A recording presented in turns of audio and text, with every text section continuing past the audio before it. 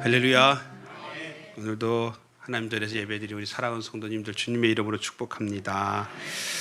오늘 말씀의 제목은 감사는 축복입니다. 또 감사는 축복의 통로입니다. 라는 말씀으로 함께 은혜를 나누고자 합니다. 이 땅에 태어나서 살아가는 모든 인생은 누구도 예외 없이 복을 추구하는 삶을 살고요. 또 복을 따라다니는 삶을 살고요. 복을 만들려고 노력하며 살아가는 존재라고 말할 수 있습니다. 그래서 사람들한테 복 받으세요 하면 참 좋아해요. 우리 옆 사람, 뒷사람 우리 축복해 줍시다. 우리 하나님의 복을 많이 받으세요. 하나님의 복을 많이 받으세요. 한번 더 할까요? 정말 많이 받으세요. 할렐루야. 자, 그렇다면 이렇게 듣기만 해도 기분이 좋아요. 듣기만 해도 좋은 이 복, 이 복이 무엇일까? 이 복의 개념을 우리가 확실히 알아야 될 것 같아요. 근데 이 복의 개념을 많은 사람들이 또 하나님을 섬기는 사람들조차도 확실히 몰라요. 그 개념이 뭔지 확실히 모르고 복을 추구하고 복을 얻으려고 노력하며 살아간다는 거예요. 참 신기한 거죠. 그러니까 이런 거나 다름이 없어요. 상갓집에 가서 실컷 놀다가 누가 죽은 거죠?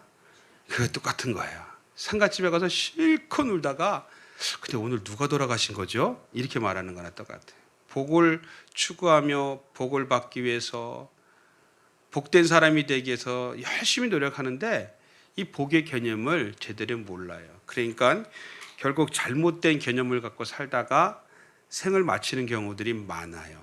이거는 하나님을 믿는 사람들은 더해요.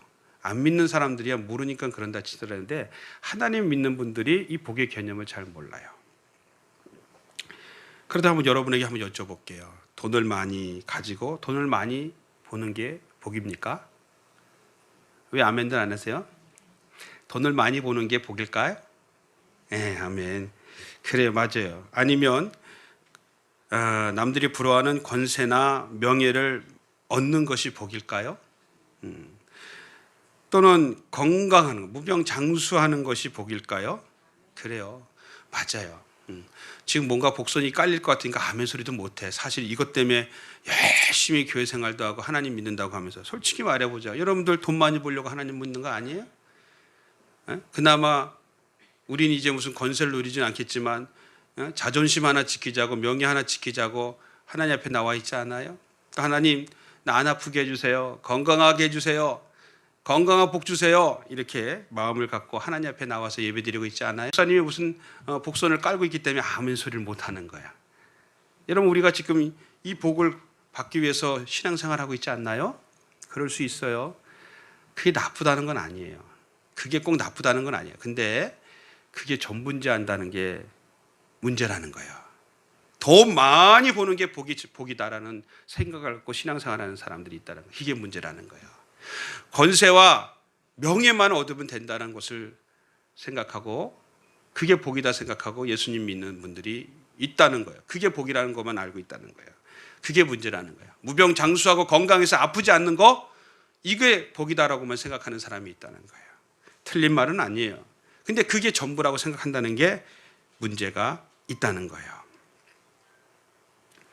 자, 돈이 있어서 돈을 많이 벌었어요. 그런데 그 돈 때문에 타락한다면, 그 돈 때문에 이상한 나쁜 짓을 하고 돌아다닌다면, 그 돈의 권세를 믿고 나쁜 행동을 하고 돌아다닌다는 많잖아요. 부자들은요, 정말 우리가 상상할 수 없는 아주 추악한 죄들을 많이 져요. 돈이면 되니까. 그러니까 그 돈을 가지고 마약을 사 먹고 마약을 먹고 대마초를 피고 말이야. 부어라 마셔라 떼라 하면서 세상을 풍미하며 살면서 말이야. 온갖 추잡스러운 짓들을 다 하면 그게 진짜 복일까요? 차라리 돈이 없는 게 낫지 않겠어요? 그렇게 인생 돈 때문에 그렇게 인생 풀린다면 차라리 돈이 없는 게 낫지 않겠어요? 목사님 아니에요. 내가 돈벼락 맞아 죽는 한이 있더라도 돈벼락 한번 맞아봐. 정말 진짜 추한 인생을 사는 사람들이 그런 얘기하는 거예요. 돈벼락 맞아 죽고 싶다고요? 아이고 참 물론 힘들고 어려운 인생을 사니까 그런 얘기도 할 수 있다고 생각하지만 바보스러운 얘기예요. 돈 많아가지고 나쁜 짓거리 하면은 그는 돈 많이 본 게 복이 아니라 저주예요, 저주. 그렇지 않겠어요?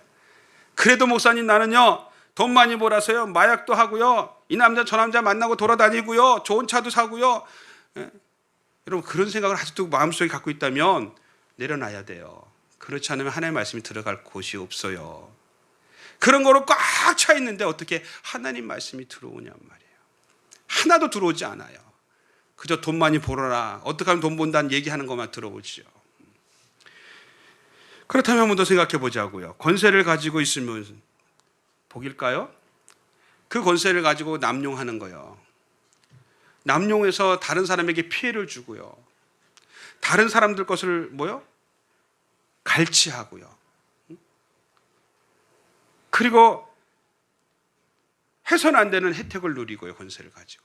그러니까 대통령이 감옥 가 있는 거예요. 지가 무슨 홍길동이에요? 아버지를 아버지라고 부를 수 없다고? 다스 지혜사를 지혜사라고 말하지 않아요. 참 안타까워요. 그래 지금까지도 법정에서 아니 세상 사람들이 다 알고 있는데도 저렇게 거짓말을 해요. 권세를. 차라리 그 사람은 대통령이 안 됐어야 돼요. 대통령이 안 됐으면 우리 같은 젊은 사람들한테 지금 막 아이고 엄청난 사람이었어요. 현대가에서. 유명한 일화가 있잖아요. 굉장히 많아요. 그분은요. 근데 권세를 딱 잡고 나니까 이제 막 더 많은 것들을 가지려고 하는 거예요. 더 많은 것들을 자기 거로 폭식하려고 하니까 결국은 저렇게 권세 때문에. 그럼 저게 진짜 복일까요, 여러분? 차라리 없었으면 더 좋았지 않겠어요? 네? 그러니까 우리 잘 들어야 돼요. 돈, 권세, 건강을 한번 생각해 볼까요? 건강해가지고 나쁜 짓 하면 어떡할 거예요? 네? 아프면은 나쁜 짓 못해. 근데 건강해서 그 건강을 가지고 말이야 폭력을 행사하고 말이야 나쁜 짓을 막 서슴없이 하면은 그 건강이 복이냔 말이에요. 우리가 이거를 잘 알아요. 복의 개념을 여러분도 잘 알아야 된다니까요. 복의 개념을. 이 세상에서는요 참된 복은 없어요. 우리가 생각하는 그 복을 얻으면 저 여러분들이 그 복을 가지고 선한 일을 해야 되는데 그렇지 않다는 거예요. 사람들이 대부분. 근데 그게 진짜인 줄 알고 그거 쫓아가면서 살아가요. 그것들. 그래서 성경은요 시편 73편에 복에 73편 28절에 복에 대한 정의를 이렇게 정확하게 내립니다. 하나님께 가까이함이 내게 복이라. 하나님께 가까이함이 내게 복이라. 사랑하는 성도 여러분, 하나님을 가까이 하시기 바랍니다. 참된 복을 받으시기 바랍니다. 내가 주 여호와를 나의 피난처로 삼아 주의 모든 행사를 전파하리리다. 여러분, 참된 복은 바로 여기에 있는 겁니다. 하나님 앞에 나의 모든 것을 맡겨드리고 하나님이 나를 주관하시고 주장하신다는 그 믿음의 확신을 가지고 지금 내 상황이 너무 어렵다 할지라도, 돈은 없고 권세도 없고 내 몸이 병들어 있다 할지라도 하나님이 나를 책임져 주신다. 감사하는 거, 그 은혜를 잊지 않고 감사하는 거, 이게 복인 줄로 믿습니다. 그것이 토대가 되어야 돼요. 거기 위에 더하는 복이 임해야 돈을 갖고 잿된 짓거리 하지 않고요, 권세 갖고 남용하지 않고요, 건강 갖고 함부로 사용하지 않아요. 그렇습니다. 하나님이 주신 은혜에 감사할 수 있어야 합니다. 그런데 여러분, 감사는 아무나 하지 못합니다. 감사를 아무나 할 수 있다면 얼마나 좋겠어요. 감사는 아무나 하지 않아요. 여러분, 오늘 아침에 일어나면서 하나님 앞에 얼만큼 감사했어요. 교회를 향해서 오면서 여러분 하나님 앞에 감사 기도 드렸어요. 감사하다는 단어를 몇 번 사용했어요. 남편을 바라보면서, 아내를 바라보며, 주의 자녀들을 바라보면서, 내 직장과 생업과 내 환경을 바라보면서 하나님께 감사한다고 몇 번이나 한 주간 동안 이야기해 보셨어요. 몇 번이나 고백해 보셨어요. 감사는 아무나 하는 게 아니에요. 돈이 많다고 하는 것도 아니에요. 권세가 있다고 해서 하는 것도 아니고요, 건강하다고 해서 하는 것도 아니에요. 오히려 돈이 없고 권세가 없고요, 건강하지 않은 사람이, 하나님을 가까이 하는 사람들이 오히려 더 감사를 많이 한다는 거예요. 그러니 감사는 아무나 하는 게 아니에요. 그러나 우리 사랑하는 성도 여러분, 우리 모두는 하나님께 주신 은혜를 기억하며 감사의 삶을 사시기 바랍니다. 감사란 하나님의 모든 주권을 인정해야지만 자기 입장을 떠나서 할 수가 있는 거예요. 하나님의 모든 행사를 범사에 인정할 수 있어야지만 하나님께 자신의 처지와 상관없이 감사할 수가 있는 겁니다. 기억하십시오. 불평 속에는 반드시 마귀가 역사합니다. 불평 속에는 하나님의 영이 거하지 않습니다. 불평하면 마귀는 옳다구나 하고 역사해서 우리로 하여금 더 많은 불평과 불만과 원망을 하게 만들고 우리 인생 스스로 자폭하게 만든다. 아주 무섭습니다. 불평하게 되면 더더욱 무서운 것은 지금까지 나와 함께 하시고 나를 지키시고 인도하시는 하나님의 은혜가 끊어지는 거예요. 그 불평 하나 때문에 하나님께서 나에게 주신 능력까지도 사라지게 된다는 거예요. 그리고 마귀의 역사가 시작되는 겁니다. 자, 오늘 본문 말씀을 이렇게 들여다보니까요, 어떤 내용이냐면 이런 내용이에요. 다윗이 하나님의 언약궤를 자신의 성으로 모시고 오려고 했다가 1차 시도 때 성공했어요? 실패했어요? 실패했어요. 왜 실패했냐? 하나님의 은혜에 감사하고 하나님의 말씀에 감사하고 순종하지 못하고 다윗은 자신을 드러내고자 했어요. 자신이 이제 왕으로서 권력을 잡은 자신의 모습을 사람들한테 보여주고 싶었어요. 교만해진 거예요. 다윗은 왕이 되기 전까지는 그러지 않았어요. 얼마나 힘든 인생을 살았는지 몰라요. 그럼에도 말씀에 순종하는 사람이었어요. 그런데 그가 모든 걸 얻게 되니까 이제 하나님의 뜻과 상관없이 자신의 뜻대로 행하게 됩니다. 그래서 1차 언약궤 운반에 큰 실패를 경험하게 됩니다. 하나님이 은혜 주실 때 교만하지 마시기 바랍니다. 교만은 패망의 앞잡이입니다. 어떤 순간이라도 여러분, 호객이라도 여러분에게 지갑이 든든하다고 교만하지 마세요. 건강하다고 교만하지 마세요. 여러분의 삶이 조금 좋아졌다고 교만하지 마세요. 그거 하나님이 주신 건데 그걸 모르고 교만하지 마세요. 그리고 자기의 목소리, 자기 자신을 드러내려고 하지 마세요. 그래서 두 번째, 다윗이 하나님 말씀을 깨닫고요, 하나님 말씀대로 자신을 낮추고 하나님만 높여 올려드리는 순종의 결과로 언약궤를 자기가 있는 그 성으로 모시고 오는데 성공한 그런 시점에서 이 본문의 내용이 진행되고 있는 겁니다. 하나님의 말씀대로 하면 되는데 이게 하나님의 말씀대로 안 하기 때문에 내 생각은 이렇게 하는 게 더 좋을 것 같은데, 내 방법대로 하면 더 아름다울 것 같은데 하나님은 그런 걸 원하지 않으니 하신다는 것을 우린 기억해야 됩니다. 우리는 오직 하나님 말씀을 따라가야 될 줄로 믿습니다. 아멘. 여러분, 언약궤는요, 사실상 그 당시는 살아계신 하나님께서 함께 하신다라는 큰 의미가 부여된 그러한 언약궤입니다. 그러니까 이스라엘 백성들 가운데 언약궤가 외지에 방치되어 있다가 들어왔다는 것은 하나님이 자신들과 함께함에 감사한 놀라운 은혜라는 것입니다. 그래서 본문 8절에 보니까 너희는 여호와께 감사하며 그의 이름을 불러 아뢰며 그가 행하신 일을 만민 중에 알릴지어다. 다윗이 고백하는 거야. 하나님의 언약궤, 하나님께서 우리랑 함께 하신다는 거. 그러기에 언약궤가 예루살렘에 들어왔다는 것은 하나님이 이제 그들과 함께 하시고 그들의 하나님이 되어주셨다는 확신의 그런 징표라는 거였어요. 다윗은 다른 게 아니었어요. 그 언약궤, 하나님이 자기와 자기 백성과 자기 나라와 함께 하신다는 거, 이거 하나에 다윗은 감사했어요. 여러분, 다윗이 왕이 돼서 감사한 게 아니에요. 자기를 죽이려고 했던 사울이 죽어서 감사한 게 아니에요.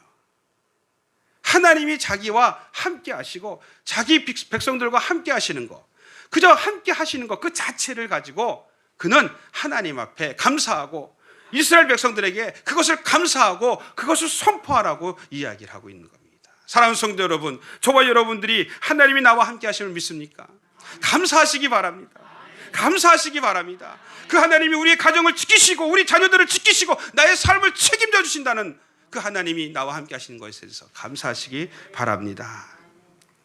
그렇습니다. 우리가 이 땅에 살아가는 모든 날 동안 하나님이 함께 하신다면, 사실 이 믿음이 우리 가운데 있다면 두려울 게 없는 거예요. 죽음도 두렵지 않아요. 우리 장로님 하나님 품에 안기셨는데 두려울 게 없어요. 제가 입관 때 들어갔는데 너무나 밝으시. 병원에 계실 때 그 고통스러웠던 그 얼굴은 간대었고 환해가지고요. 모든 장례를 집도한 장의사님도 그 얘기 하더라고요. 수많은 분들을 모셔봤지만 이렇게 장로님처럼 이렇게 온 몸도, 여러분 이제 사람이 죽으면 막 굳어요. 그러면 그거 입관하기 전에 다 펴야 되는, 우두둑 다 펴야 되는데 온 몸도 부드러웠다 이렇게 얘기하시더라고요. 하나님이 함께 하신 줄로 믿습니다. 그래서 우리 위족들에게 위로받으라 그랬어요. 잠깐의 슬픔은 슬픔이지만 침륜에 빠져야 할 일이 아니다. 위로받으시고 우리 성도들도 위로받으시기 바랍니다. 여호와 하나님께서 내 삶 속에서 함께 하신다면 그 자체만으로, 그 믿음만으로 우리 모든 성도들이 감사하시기 바랍니다. 우리가 너무나 잘 알고 있는 하박국 선지자의 고백 3장 17, 19절. 비록 무화과 나무가 무성치 못하고 아무 열매가 없다는 거예요. 포도나무에 열매가 없으며 감람나무에 소출이 없으며 밭에 식물이 없으며 우리의 양이 없으며 외양간에 송아지가 소가 없을지라도 난 여호와로 인하여 즐거하며 할렐루야 나의 구원의 하나님을 인하여 기뻐하리로다. 우리 모두 이런 고백에 믿음에 감사한 사람들이 되시기 바랍니다. 올 한 해 11월입니다. 다음 주는 하나님 앞에 추수감사 주일로 나아갑니다. 여러분 매년 연휴 때 그냥 치르는 행사로 여러분 생각하지 마세요. 올해는 코로나 때문에 얼마나 많이 힘들었어요. 여러 가지로 힘들었어요. 이럴 때 우리가 하나님이 지키시고 인도하셔서 우리를 보호하신 것에 대해서, 우리 가정과 함께 하신 것, 우리 자녀들과 함께 대해서 더 큰 감사로 하나님 앞에 나오시기 바랍니다. 주 여호와는 나의 힘이시라. 할렐루야. 나의 발을 사슴같게 하사 나로 나의 높은 곳에서 다니게 하시리로다. 반드시 하나님이 이렇게 하실 줄로 믿습니다. 오늘 말씀을 통해서 우리들의 삶 속에 이 감사의 축복을 우리가 통로로 쓰임받고 받아 누리고 나누는 그런 우리 모든 성도들이 되시기를 예수님의 이름으로 축원드립니다. 첫 번째는 감사의 축복을 받으려면 노래해야 합니다. 여러분 하나님 앞에 늘 찬양하시기 바랍니다. 항상 찬양하세요. 하나님 앞에 길을 걸어가시면서도 찬양하시고요. 제발 요즘에 대세가 뭐예요? 또로또? 제발 그러지 마세요. 에? 최소한 우리 서리 집사님까지는 여러분들 컬러링이 뭘로 되어 있어요? 팝이나 가요나 세상적인 음악으로 되어 있으면 그거 얼마 안 비싸요. 찬양으로 바꾸세요. 예?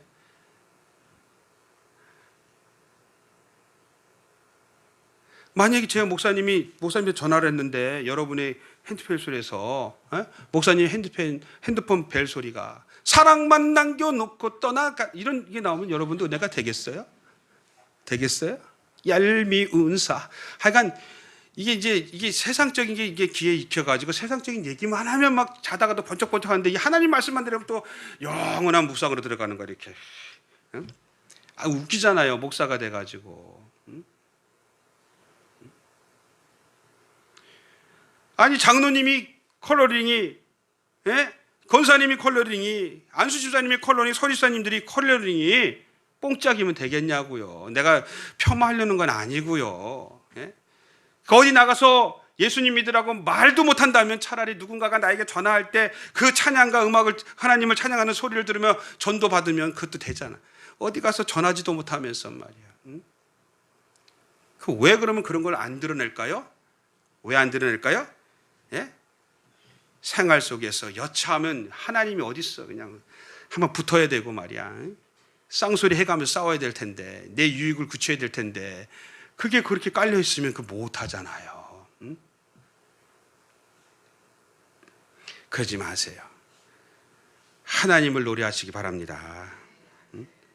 오늘 본문 9절에 보니까 그에게 노래하며 하나님에게 노래하라는 거예요. 하나님을 찬양하고 하나님의 모든 기사를 찬양하며 전할지어다.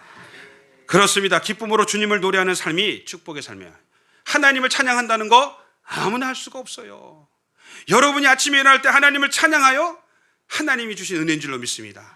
여러분이 일어났는데 아침부터 눈을 뜨자마자 뽕짝이 막 나온다. 문제 심각한 거예요. 정신 차리세요. 또 그걸 불러가면서 거울 앞에서 흔들어 대지 마시고 그러지 마세요. 제발 좀. 우리가 잘 알고 있듯이요, 하나님을 찬양하는 건 아무것도 아무나 그냥 하는 게 아니에요. 그럼 누가 노래를 해요? 세상 노래도 누가 해요? 그 사람의 마음이 기뻐야 할 수 있어요. 기쁘지 않은데 무슨 노래를 합니까? 근데 하나님의 백성으로 구원의 은혜를 입고 살아가는데 우리가 왜 기쁘지 않겠어요? 여러분, 하나님의 은혜로 저와 여러분들이 구원받았다는데 기쁘지 않을 수 있어요? 근데 이 구원의 은혜를 너무 값없이 받은 거야. 값없이 받으니까 이 은혜를 홀대하고 있는 거예요. 여러분, 저와 여러분들은 값없이 받았어요. 아무 대가도 치르지 않고 그냥 거저 받았어요. 그런데요, 하나님은요, 엄청난 대가를 지불하신 거예요. 말할 수 없는 대가를 지불하셔서 저와 여러분들에게 그 구원은 돈으로 살 수가 없고 권력으로 살 수가 없는 거예요. 만약에 구원을 1억으로 산다면 저는 못 가요. 돈이 없어서. 여러분들은 가겠죠. 전 있던 돈 하나님께 다 드려서 못 가요. 여러분들은 차곡차곡 쌓아서 가겠죠. 사서. 근데 그렇게 안 하셨다는 거예요. 누굴 위해서? 나를 위해서. 이 목사를 위해서. 이 목사 걱정하지 마. 돈으로 가는 게 아니야. 여러분, 천국 돈으로 간다고 생각하세요? 돈으로 가는 게 아니에요. 믿음으로 가는 건 줄로 믿습니다. 그 믿음이라는 것은 예수 그리스도입니다. 할렐루야. 에베소 5장 18절에 이렇게 얘기합니다. 술 취하지 말라. 여러분, 이 술이라는 건요, 알코올이 들어가 있는 것만 얘기하는 게 아니에요. 하나님보다 더 귀한 게 여기는 것이 저기에 속하는 거예요. 그게 나든 내 자존심이든 하나님 것을 분별하지 못하고 도둑질하는 그 지갑이든 또는 자식이든 내가 뭘 할 수 있다는 거, 그거 의지하지 말라는 거예요. 취하지 말라는 거예요.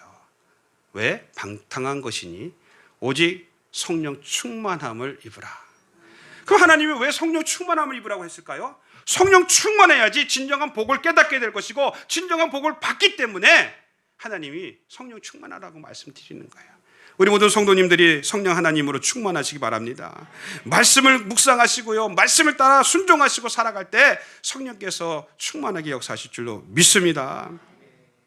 세상에 취했을 땐 그땐 이 마귀가요, 우리 말초신경을 자극합니다. 우리 말초신경을 황홀감에 빠지게 돼요. 그래서 죄 짓잖아요. 처음에는 가슴이 쿵쿵쿵쿵 뛰어요. 예? 근데 이 죄 짓는 게 쿵쿵쿵 뛰는 게 얼마나 기분이 좋은지 뭐 스릴이 있고요. 그래서 막 죄를 막 저지르는데요, 죄인지도 모르게 죄를 짓게 됩니다. 그런데 어때요? 그게 드러나 봐봐요. 그 죄짓거리가 드러나 봐요. 사람들 앞에서, 남편 앞에서, 아내 앞에서, 자식 앞에서 그 죄짓거리가 드러나 보세요. 어떻게 될까요? 어떻게 될까요? 지금 자랑스럽게 사람들 앞에서 말하지 못하는 거, 그거 다 죄예요. 죄. 몰래 하는 거, 그거 다 죄란 말이에요. 자신 있게 얘기할 거면 왜 몰래 해요? 왜 몰래 하냐고, 감추고. 죄란 말이에요. 이거 조심해야 돼요. 너무너무. 그게요, 말초신경을 자극해가지고 황홀감에 빠져가지고 얼마나 재밌는지 몰라요. 목사님 어떻게 해? 저도 해봤어요. 지금 못해요. 안 해요. 엄청난 죄니까. 그 죄가 나로 끝나면 괜찮은데 그 죄는 반드시 내가 가장 사랑하는 사람들한테 전이가 돼요. 가장 사랑하는 사람에게 그 죄의 결과가 전이가 돼요. 차라리 나한테 그 죄가 오면 되는데 나한테 안 오고 내가 가장 사랑하는 사람한테 그 죄의 결과가 간단 말이에요. 다윗이 범죄하니까 다윗을 치셨어요. 사랑하는 그의 백성들 7천만 명을 죽이시잖아요. 그 죄의 결과에. 무서운 거죠. 무서운 거예요. 그 사람들은 죄 짓고 나중에 걸려서 막 그 황홀감이 점점 식어지니까 더 적극적이고 더 자극적인 그 무엇인가를 막 행합니다. 막 정말 이런 짐승도 하지 않을 못한 짓들을 막 하는 거예요. 더 마약을 먹고 막 좌절과 절망이 찾아와요. 그래서 폐인되는 사람 많잖아요. 그러므로 인생의 문제 해결은 육신의 방법은 없다. 그럼 어떻게 되느냐? 하나님이 허락하신 성령 충만함으로 우리가 살아가는 길인 줄로 믿습니다. 자, 그렇다면 성령 충만의 첫 번째 조건은 뭐예요? 에베소 5장 19절에 보니까 시와 찬미와 신령한 노래들로 서로 화답하고 너희 마음을 주께 노래하며 찬송하라는 거예요. 찬송 많이 하시기 바랍니다. 찬송은 곡조 있는 기도라 그랬어요. 찬송은 하나님을 영화롭게 한다 그랬어요. 여러분, 우리 인간의 제일된 목적이 뭐예요? 하나님을 영화롭게 하고 다만 그를 찬양하는 거예요. 우리가 이 땅에 태어난 목적이 그거 첫 번째예요. 그래서 하나님을 계속 찬양하는. 여러분 18번이 뭐예요? 여러분 18번이 뭐예요? 이렇게 물어봤을 때 바로 찬양 한 곡이 나와야 돼요. 18번이 뭐예요? 그러면 아까도 얘기했잖아요. 밤비 내리는 영동교. 왜 밤비 내리는 영동교 홀로 왜 걸어가 거기를? 그러니까 거기서 빠져 죽는 거예요. 떨어져서. 사랑의 미로예요? 그 이상한 생각하니까 미로가 되는 거예요. 아니란 말이에요. 나 주의 믿음 갖고 홀로 걸어도 나 주의 믿음 갖고 할렐루야 하나님을 찬양하시기 바랍니다. 우리가 그렇게 찬양할 때 우리 하나님은 우리의 모든 것을 받아주시는 줄로 믿으시기 바랍니다. 문제가 해결되는 줄로 믿으시기 바랍니다. 질병도 치료되는 줄로 믿으시기 바랍니다. 하나님을 노래하고 찬양하지 않는 사람은 그의 삶이 반드시 처음엔 좋은 것 같이 보이지만 힘들어지는 것이 당연한 거예요. 이거는 믿는 분들에게 얘기하는 거예요. 사람은 영적인 존재이기 때문에 그래요. 하나님을 찬양하는 존재이기 때문에 그래요. 우리가 그렇게 지음받았어요. 다른 짐승들과는 달리 우리가 하나님을 영화롭게 하는 특권이 있는 거예요. 우리에게 하나님이 그 특권을 우리에게 주신 겁니다. 사람은 영적인 존재이기에 영적으로 채워지지 아니하면 어때요? 창세기에 나와 있는 대로 영적으로 채워지지 않으면 흑암과 혼돈과 공허로 채워집니다. 이 하나님의 영으로 충만의 은혜로 채워지지 않으면 창세기 전분에 세상이 혼돈했다고 그러잖아요. 흑암으로 뒤덮여 있었다고 하죠. 그 다음에 허공했다는 거잖아요. 이 공허했다는 이 모든 것들이 하나님의 은혜가 채워지지 않으면 우리 가운데 우리 삶 속에 찾아온다는 거예요. 오늘 본문 말씀에 그 모든 기사를 말할지어다 이렇게 말합니다. 하나님의 은혜를 간직하고 있는 것이 아니라 전하라는 겁니다. 나에게 역사하신 하나님의 역사를 날마다 인정하고 고백하고 받아들이고 선포하라는 거예요. 다른 사람에게 자랑하라는 거예요. 자랑하라는 거예요. 그렇습니다. 우리의 모든 삶 속에서 하나님의 창조와 섭리와 인도와 보호하심을 우리는 날마다 감사하고 또 감사하고 되새김질하면서 전해야 될 줄로 믿습니다. 그게 축복받는 성도입니다. 여러분, 축복받는 성도가 어떤 사람이라고요? 하나님이 나에게 베푸신 은혜에 감사하고 그 감사한 은혜를 사람에게 전하는 사람이 축복받는 사람이에요. 복은 그렇게 오는 거예요. 오늘 하나님을 예비하며 말씀을 받는 우리 사랑하는 성도 여러분 모두가 이 성령 하나님의 충만함으로 말미암아 하나님을 날마다 찬양하고 영광 돌리며 그 은혜를 전하며 감사하며 기뻐하며 충만하시기를 주님의 이름으로 축원드립니다. 두 번째는 감사의 축복을 받으려면 구하랍니다. 구하라. 여러분 뭘 구하시겠어요? 네? 지금 저 구하라는 단어에 여러분들이 딱 생각나는 게 뭐예요? 돈이에요? 아까 얘기했던 권세, 명예예요? 그럴 수 있어요. 근데 우리가 이게요 신앙이 잘못되어 있다는 거예요. 그러니까 강대성에서 목사님들이 구하라, 찾으라, 두드리라. 그러면 열릴 것이고 얻을 것이고 찾을 것이고 만날 것이다. 이렇게 얘기하면서 그 다음부터 인본적인 설교를 한 거예요. 그럴 때 사업의 문이 열리고 사람 문제가 해결되고 질병이 치료받고 이딴 식의 설교만 하니까 저 구하라는 단어가 딱 보면 육신에 썩어질 것만 머리에 꽉 찬단 말이에요. 지금 저 구하라는 것은 하나님의 얼굴을 구하고 하나님의 의를 구하고 하나님의 나라를 구하라는 말인데 그건 전혀 생각이 안 나는 거예요. 어떻게 똑같은 단어를 바라보면서 육신에 썩어질 것만을 생각하냐는 거예요. 교회 하나님 앞에 나와 예배 드리는 사람들이. 안타까운 거죠. 왜냐하면 그렇게 목회자들이 저부터 그렇게 교육을 시켜서 그래요. 여기서 구하라는 것은요, 오늘 본문에 나와 있는 대로요, 10절에 그 성호를 자랑하라. 무릇 여호와를 구하는 자는 마음이 즐거울지어다. 돈을 많이 벌었는데 마음이 즐겁지 않아. 권세를 얻었는데 마음이 즐겁지 않아. 건강한데 마음이 즐겁지 않아. 무슨 소용이 있냐고요. 좀 없다 하더라도 하나님이 주는 평강과 기쁨과 감사가 넘쳐야 될 줄로 믿습니다. 예수님께서도요, 제자들이 주기도문, 기도문을 가르쳐 달랄 때 첫 맥락이 뭐야? 하늘에 계신 우리 아버지 이름이 거룩히 여김을 받으시오며. 구하는 거예요. 하나님의 이름을 구하는 거예요. 세상은 찾으면 찾을수록 공허하지만 하나님은 찾으면 찾을수록 마음이 기쁘고, 할렐루야, 평안이 오고 즐거울 줄로 믿습니다. 왜냐하면 하나님의 기쁨과 감사와 평강이, 그 하나님의 영이 우리 가운데 오기 때문에 그래요. 그렇다면 우리가 하나님께 무엇을 구해야 됩니까? 오늘 본문에 보니까 11절에 여호와의 능력을 구할지어다, 그의 얼굴을 찾을지어다. 우리가 하나님께 구할 것은 딱 두 가지, 하나님의 능력과 하나님의 얼굴이라는 거예요. 우리가 서로 상대를 바라보며 나에게 없는 그 무언가가 누군가에게 있다며, 저 사람은 특별한 능력이 있어, 저 사람은 나에게 없는 특별한 능력을 갖고 있는 사람이야, 우리가 이렇게 얘기해요. 그런데요, 한 번 더 곱씹어 보자고요. 사실상 그 능력이 무한하냔 말이에요. 유한하다는 거예요. 그 사람이 그렇게 열심히 잘하는데요, 얼마 가지 못해요. 얼마 가다가 끊어져 버려요. 안 돼요. 유한하다는 거예요. 그러면 능력이라는 것은요, 유한한 것이 아니라 능력이라는 거는요, 무한해야 된다는 거예요. 시작과 끝이 변함이 없고 더 큰 것들로 이루어지는 것이 능력이지, 어느 중간에 가고 어느 선상에 가서 없어지고 끝나는 게 아니에요. 근데 사람들은 그렇게 사람들이 보면서 능력이 있다고 그러죠. 능력이 아니에요. 그건 진짜 능력이 아니에요. 그러기에 우리는 오직 천지를 창조하시고 다스리시고 역사하시는, 조금 더 부족함이 없고 모자람도 없으시는 그 능력은 하나님께만 있다는 사실을 믿으시기 바랍니다. 시편 121편의 1절에 이렇게 고백합니다. 나의 도움이 어디서 올꼬? 천지를 지으신 여호와께로소이다. 할렐루야. 여러분의 도움은 하나님밖에 없어요. 돈이 아니란 말이야. 장롱 속에 깊이 감추는 금덩어리가 아니란 말이에요. 자식 새끼들이 아니라고요. 하나님이에요. 하나님인 줄로 믿으시기 바랍니다. 맞습니다. 하나님은 우리가 무엇이 부족한 줄 압니다. 우리에게 뭐가 필요한 줄 알아요. 그러니까 너는 그 필요를 나한테 구할 필요 없고, 너는 내 얼굴을 구하고 나의 의를 구하라. 너희는 먼저 그의 나라와 그의 의를 구하라. 내가 다 알아준다. 할렐루야.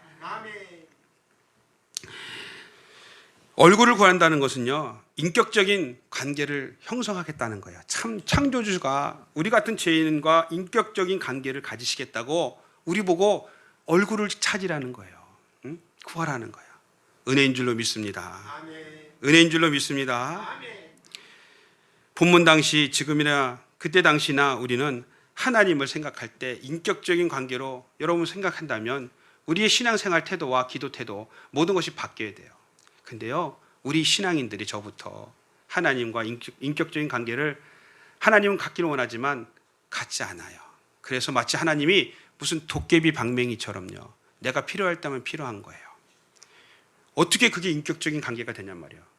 나에게 유익이 될 때만 필요한 거예요. 내가 뭐 아쉬울 때만 필요한 거예요. 여러분, 이런 사람들 만나지 마세요. 이런 사람들 멀리 하세요. 자기가 필요할 때만 나를 만나고, 자기가 뭐가 아쉬우면 나를 찾고, 우리 금방 그거 알 수 있잖아요. 그죠? 그런 사람 만나고 싶겠어요? 여러분, 그런 사람들하고 함께 생활하고 싶겠어요? 아니잖아요. 근데 우리는 하나님을 그렇게 홀대하고 있다는 거예요.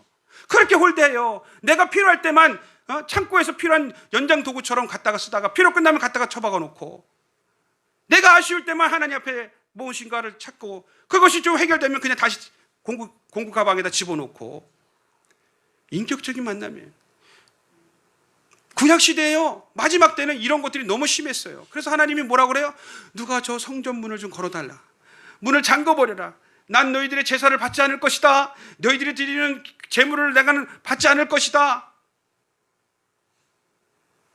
하나님께서 이렇게까지 이야기하셨잖아요. 하나님 우리로 인격적인 관계를 갖기를 원하신다는 사실을 믿으시기 바랍니다. 그렇다면 어떻게 해야 되느냐?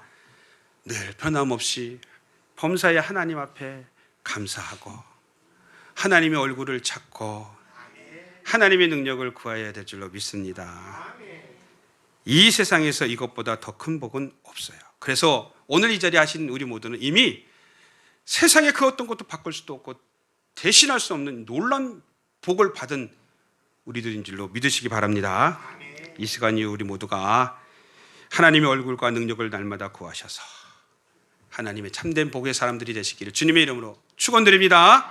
마지막 세 번째는 감사의 축복을 받으려면 기억하랍니다. 여러분 고백합시다. 기억하라. 우리 옆사람 뒷사람 축복합시다. 기억합시다.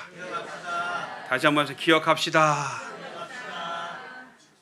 당신이 나한테 돈 빌려간 거 기억하라는 얘기야. 당신이 나한테 그때 신세 진 거 기억하라는 얘기야. 그게 아니에요. 그럼 뭘 기억하라? 뭘 기억하라 그럴까? 변수진 권사님, 뭘 기억하라고 하실까요? 하나님이 수님이를 사랑해서 구원한 것을 기억하라는 거예요. 우리 변수진 권사님의 수님이라는 이름이 너무 이쁜 것 같다. 우리 장모님 이름도 수님이야. 우리 장모님은 길수님, 천국 가셨죠. 저분은 변수님. 이제 천국 가셔야지. 한 30년 더 사시다가 나를 구원한 것을 기억하라는 거예요. 여러분 하나님의 은혜를 기억하시기 바랍니다. 내가 아무리 힘들고 어렵더라고 하더라도요, 하나님이 나를 구원하셨다는 은혜를 기억하면 능히 다 이겨낼 수 있는 줄로 믿습니다. 본문 12절에 그의 종 이스라엘의 후손 곧 택하신 야곱의 자손 너희는 그 행하신 기사와 그의 이적과 그의 입의 법도를 기억할지어다. 기억하라는 거예요. 여러분 다윗이요 뭘 기억했냐면요, 그가 왕이 돼서 자기에게 왕권을 허락하신 그 하나님을 기억한 게 아니에요. 다윗은요 자기 조상 누구요? 조상들이 그 몇백 년 전에 하나님의 은혜로 출애굽 사건, 광야 사건을 그는 기억하고 있었어요. 그러니까 모든 환난도 고난도 이길 수가 있었다는 거예요. 여러분 이거 잘 정리해야 돼요. 출애굽 사건, 자기 조상들의 출애굽 사건을 그가 기억했다는 거예요. 그러니까 그가 그런 고난과 어려움을 당해서도 그 모든 것들을 다 이길 수가 있었다는 거예요. 여러분 저와 여러분들이 여기까지 오는데 주신 하나님의 은혜의 그 자리들이 있었을 거 아니에요. 기억하세요. 지금 내가 힘들고 어렵다고 그 은혜까지 저버리지 마시고 기억하세요. 하나님이 반드시 합력하여 선을 이루시고 역사하실 줄로 믿습니다. 지금 현실이 어떠하든지 간에 나를 억만제약 가운데서 구원하신 하나님의 은혜를 기억한다면 우리는 반드시 모든 일 가운데서도 승리할 줄로 믿습니다. 이스라엘은 출애굽 사건을 오늘날까지도 결코 잊지 않고 기억하며 지키고 있어요. 다윗뿐만이 아니고 지금 이 세상에 사는 사람, 지금 저와 여러분들이 같이 있는 이스라엘 사람들이 지금도 이 출애굽 사건을 기억해서요, 이 절기가 되면요 사람들이 디아스포라도 떨어져 있다, 헤어져 있다가요, 흩어져 있다가 예루살렘을 찾습니다. 그런데 찾지 못하면 사람들이 대주택, 풀장이 2개 있고 말이에요. 우리가 상상도 할 수 없죠. 그런 어마어마한 집에서 사는 사람들이 이 기간에는요 마당에다가요 어떻게 해요? 천막을 짓고요, 그 기간 동안 자식들과 거기서 머물고요, 그렇게 많은 좋은 음식들 다 지루하고요, 밀가루 떡을 먹어가면서 자식들하고 거기서 지금도 이 절기를 지켜요. 그러면 자식들이 물어보는 거예요. 불편하다고, 너무너무 불편하다고, 집에 들어가서 맛있는 거 먹고 자고 하자고, 왜 우리가 이렇게 해야 되냐고. 그럴 때 부모들이 우리 조상들을 출애굽시킨 하나님께서 광야 시대에서 우리에게 주신 그 은혜를 그대로 자식들에게 전하는 거예요. 그러니 이 민족이 세계를 좌우지하지 않겠어요? 이 민족이, 그 하나님의 은혜를 기억하는 이 민족이 월등한 유능한 민족이 되지 않겠냔 말이야. 지금의 모든 경제, 정치, 군사, 모든 노벨 상이 프로에 있지 않습니까? 저 여러분들이 이 은혜를 기억하시기 바랍니다. 자꾸 현상이 내 눈앞에 보여지는 것도 같고 비교 열등 의식에 빠져가지고 원망 불평하지 마시고요, 그럴 때 하나님께서 놀라운 복을 더해 주실 줄 믿습니다. 그럼 또 뭘 기억해야 되느냐? 하나님의 은혜를 기억했다면 말씀을 기억해야 됩니다.